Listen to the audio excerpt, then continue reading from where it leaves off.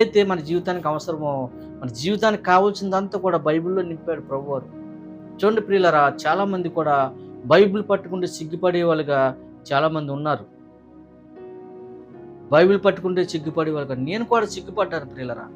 ఎందుకంటే నాకు జ్ఞానం లేదు, చదువు లేదు. నేను బైబిల్ పట్టుకుంటే సిగ్గుపడ్డాను. ఎందుకు సిగ్గుపడ్డానంటే, నాకు ఆ జ్ఞానం లేదు, బైబిల్ చదివే జ్ఞానము. బైబిల్ పట్టుకుని మరి చర్చిలోకెళ్తే బైబిల్ తీయలేము, చదవలేము. నేను సిగ్గుపడేవాడిని ప్రియులారా. అందుకే ప్రభువారు చక్కగా మాట్లాడుతా ఉంటారు. ఈ భూలోకంలో నన్ను చూసి సిగ్గుపడిన వాళ్ళు, నేను ఆ రాజ్యంలో వాళ్ళని చూసి నేను సిగ్గుపడతాను అంటున్నాడు కదా! మనం అప్పుడు ఆ రాజ్యంలో మనం వెళ్ళినప్పుడు మనల్ని చూసి ఆయన సిగ్గుపడతాడు. ఆయన తల తిప్పుకుంటా ఉంటాడు ప్రియులారా. అందుకే మనం సిగ్గుపడేవాళ్ళుగా మనం ఉండకూడదు ఎప్పుడు కూడా. బైబిల్ పట్టుకోవాలి. నేర్పేవాడు ఆయనే. జ్ఞానం ఇచ్చేవాడు ఆయనే. మరి నాకు జ్ఞానం ఇచ్చాడు.